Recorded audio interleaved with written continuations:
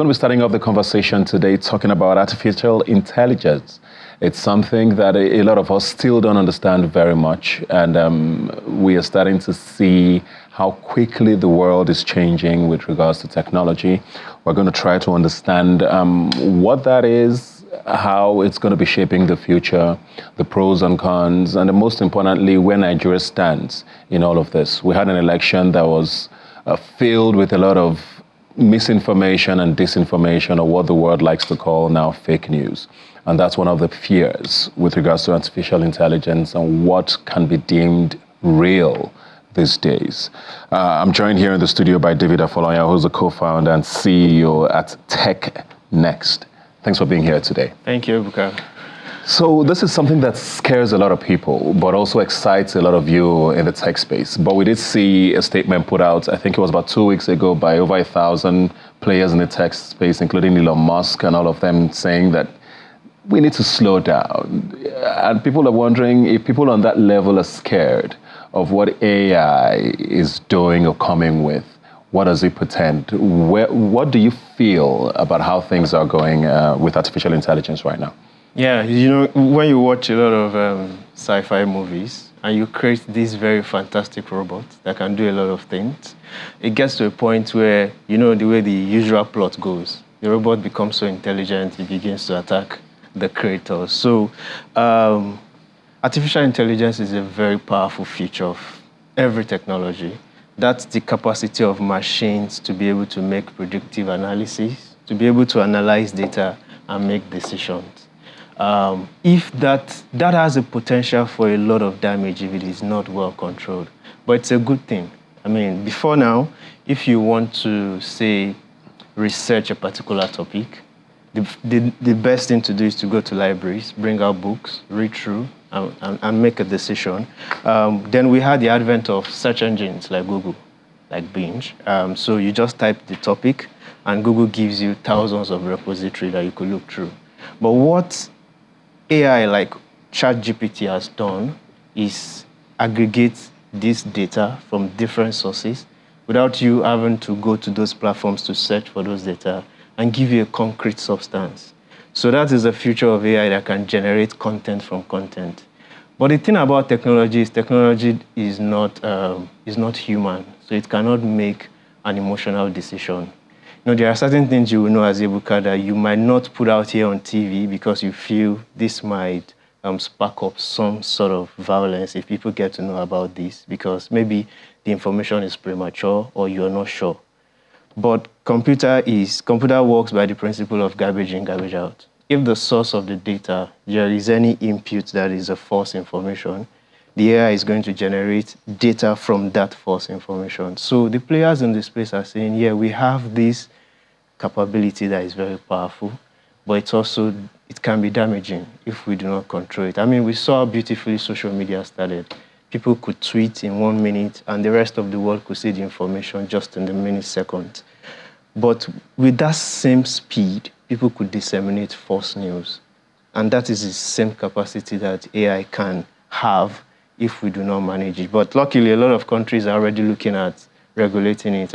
Italy made a statement last week that they are going to limit the capacity of ChatGPT in Italy until they are able to sit down with the founders, which is OpenAI, to agree on the barriers. I think it's too early, but a lot of countries need to start thinking about it. Yeah, and I hear that, and it's something that I find people are not sure how that's supposed to work. Because like you mentioned with social media, there's been talk for years about regulating social media, regulating the internet, but the world has still not figured out how to do that. You have some countries where there are outright bans. Mm-hmm. You have countries who shadow ban and, have some level. Mm-hmm. We've had a conversation in Nigeria where we had Twitter, for example, off air for quite a while, So that's an ongoing conversation. With artificial intelligence, it feels even harder. How does government come in? Should government come in? And, where do we draw the line? We're seeing universities, for example, across the world now trying to sort of come up with ways to identify something as simple as an exam or an assignment given to a student because the student didn't write it. It gives a command to ChatGPT and gets the entire exam written for them. Yeah. It's mind-blowing. It's supposed to make life easier, but it's also very complicated. And I get the worry, don't you? Yes, I also get the worry. But I think that like every other form of regulation always catches up with innovation. Innovations will come first, then regulation will catch up. AI had always been in existence, beginning from as far back as 2009. So just think about your Siri. Hey Siri, you speak to Siri every day, and at some point Siri gets to understand your intonation, your voice, and kind of can begin to suggest the possible thing you might be looking for. Say every 4 p.m. you say, Cyril, open Google Maps and take me to Lekki. At some point, Siri can suggest by 4 p.m. to say, Ebuka, are you going to Lekki? But at the point where we are now, AI is now open to everybody. That is what ChatGPT has done. And the power of that is it now gives people the capacity to aggregate information in a short while. I think that regulation is going to catch up. When we had the emergence of Wikipedia many years ago, a lot of people could get information from Wikipedia. The ideal thing for you to do then was to have an encyclopedia account on your system where you would have to look for information. But there is a web place where this information is readily available. But the problem with Wikipedia, and the same problem we are having with ChatGPT, is that the source of information can be wrong. Yeah. So I could go to your Wikipedia page and decide to change your full name and maybe add Adewale at the back of your name. And at that point, universities decided that you cannot reference Wikipedia as an academic source. So it's going to get to the point where universities and schools will say, we cannot deny the fact that ChatGPT or every other form of AI exists, but we cannot take it as an academic reference. Because if I'm making a research on Nelson Mandela, what ChatGPT does is to pick up sources of articles about Nelson Mandela across the internet, create a different content with those sources and give it to me. If someone had written a wrong information in the originating content, ChatGPT is going to give me a wrong information. Got it. Yeah. Institutions will have to come to the fact that it is possible for this powerful tool to make mistakes. So we are not going to take it as a concrete source of information. Then we are going to have things like, if you go on your Facebook or Twitter, you're going to see official, or this is an official undo. So there will be some sort of credibility assigned to maybe certain undus or certain sources. Let's go now to Favor Borokene, who's joining us online. He's a technology policy researcher. Thank you very much, Favor. This is something that I think, like I said earlier at the start of the show, the fact that people in the tech space seem to be worried, I think, is what's getting people, a little edgy. But we have countries like Nigeria that need all the technology that they can get, or the technological help that they can get. Okay, I think Favor is not with us. We're going to come back to that. But let me ask you that now. For a country like Nigeria that needs technology, we are far behind. And things like this are what we're looking for to help us, sort of push ahead. We've seen it happen in India. They're almost sort of crossing from almost, the back end and leapfrogging all of those levels that advanced countries went through. Yeah. So there should be benefits for us, shouldn't there? Yes, there are. The good thing about Nigeria is we've always adapted. When 3G came, we had not finished. We did not have 2G coverage then. We jumped to 3G. We had 4G. Now we have 5G. So Nigeria will always adapt. There is a segment of the population that is fast, early adopters, and they have the capacity to adopt. I mean, Nigerians are using electric cars. So we are going to adapt. We're going to get to leverage the capacity of the AI. Our problem, what I foresee that might be a problem for us is the usual problem, which is a problem of regulation. There is this tendency for regulators not to understand the innovation and just clamp down on it, instead of sitting down with innovators to understand. So as we speak, a lot of African startups are creating AI solutions. So there is a startup in South Africa called Voice that has created a platform that could take your FAQs, your frequently asked questions, and people will call in to your company. They would assume they are speaking with somebody, but there is a generated voice that would answer their questions with a human voice and speak like a customer service agent. Some Nigerian startups are also creating solutions with AI, but with the capacity that those startups can generate, government can get in and say, this is becoming too fast for us. And that is the only challenge that I see. But But as for adoption by the early adopters, innovators, I think people they're already jumping on the AI game already. What sort of sectors do you see benefiting from AI in Nigeria now? Because I hear a lot of the fears for things like jobs, we're seeing it already globally where you're saying, we don't need humans for a lot of these things anymore. So it makes you wonder, about the negatives. Yeah. But what are the positives for a country like Nigeria to be excited for what AI can bring? So, and we're not just talking about ChatGPT, we're talking artificial intelligence as a whole and the things that might come in a few years or decades to come. So generally, first is education. Before now, for you to get data, you have to go to different sources. It could take you a lot of time. What AI has been able to do is decentralize information sources and also help people generate content ideas.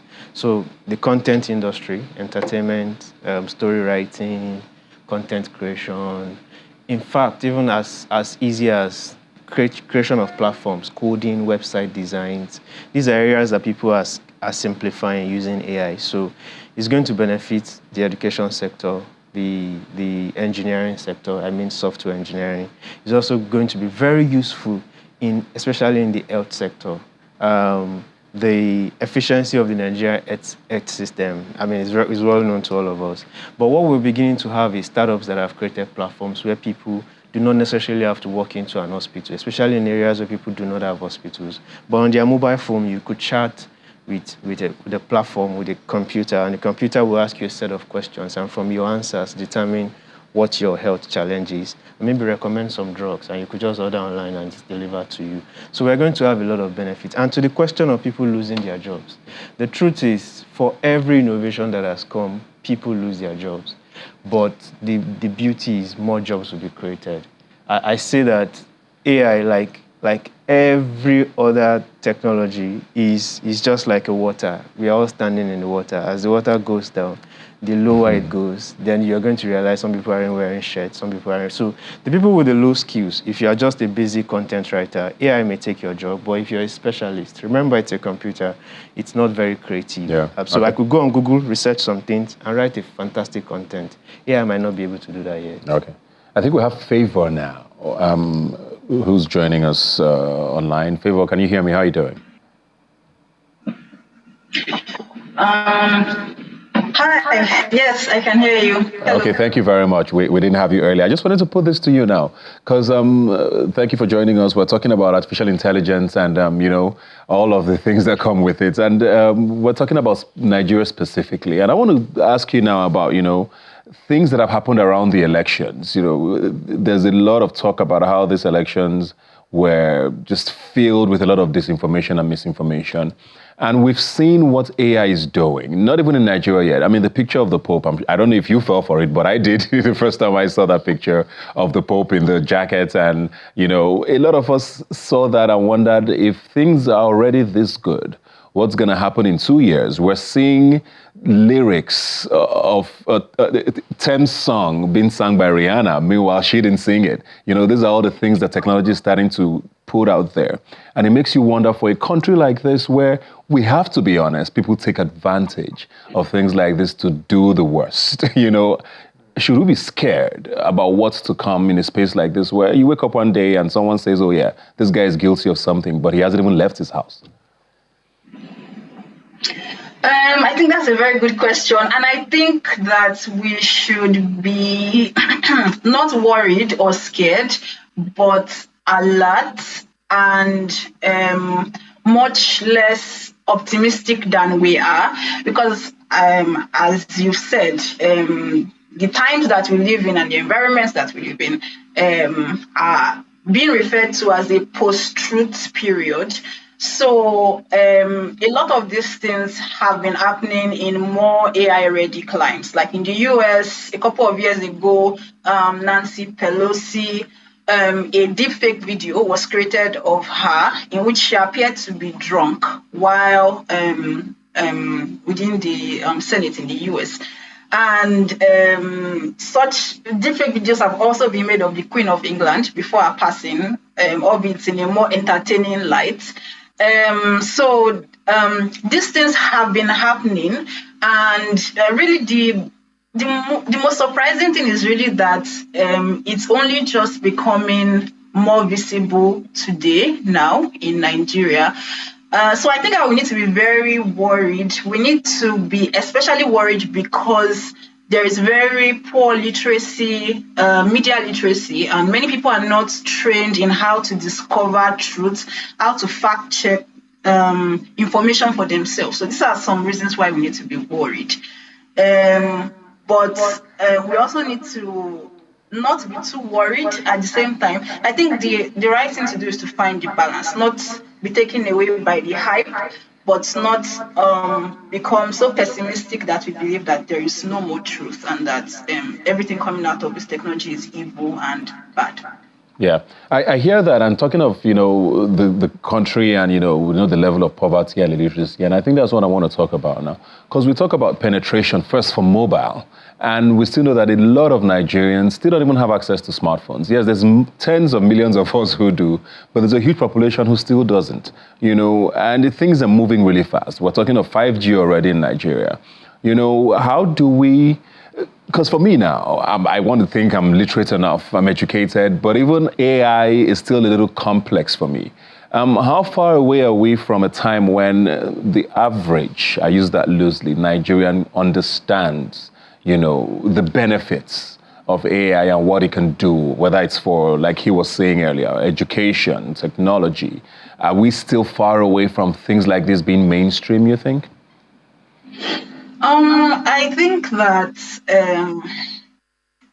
I would say that the mainstreaming of AI, for instance, just like the mainstreaming of other advanced technologies into the educational system is a sort of different scenario from it entering into general usage and understanding.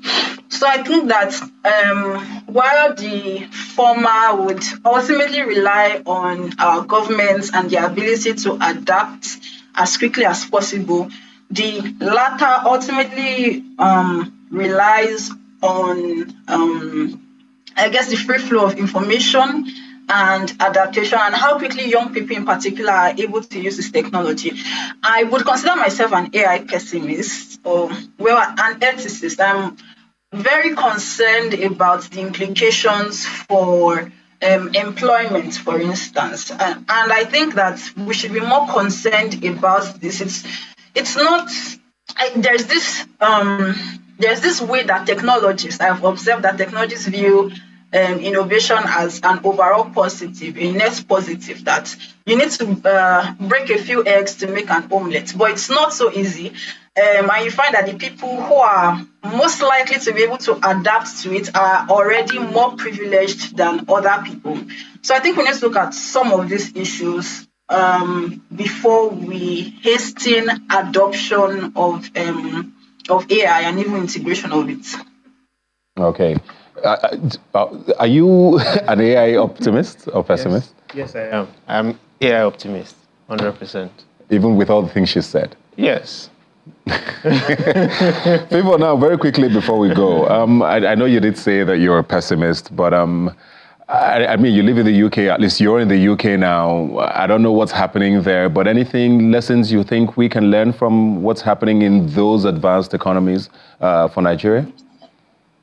Yes, I think that one thing that I've observed across Europe, the UK, the US, even China, and more advanced countries, is that there already have been plans there have been lots of collaborations between sociologists, that is social scientists, people from the physical sciences, from computer sciences, from the humanities, coming together to imagine AI futures.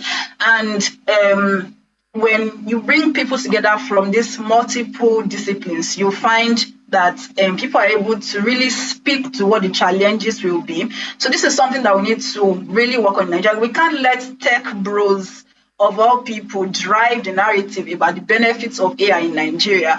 We need people who understand our history, because the history of marginalization, of ethnicities, of women, of people based on religion will show how the integration of AI in Nigeria in particular will cause harms to people. So this is something that I have observed that isn't really happening now in Nigeria. So we need more people being more pessimistic, and we need more interdisciplinary efforts to shape the future of AI. Yes. Thank you very much, Favor. I like that you are a pessimist and he's an optimist about this. I mean, I think it just encapsulates what this conversation is about and what the future is. So you are excited about things to come. Very quickly now, before we go in one sentence, like I asked, how far away are we from mainstreaming of AI for a country like this? Nigeria adopts things fast, so it's going to be faster than we think. A lot of people are already working on it, like I said, and we can already see funding in the space. And the thing about Nigerians is where the money is. People will innovate. I mean, the highest raise so far in 2022 was InstaDeep, a Tunisian startup that raised $100 million. And it's an AI startup. So if I'm a tech founder, I'll be thinking of AI already. Okay. Thank you very much for joining us today. I think this is an ongoing conversation for many years to come. We're all watching the space very closely, and I wonder if one day I won't be sitting here and some will be hosting Robin Minds instead. No.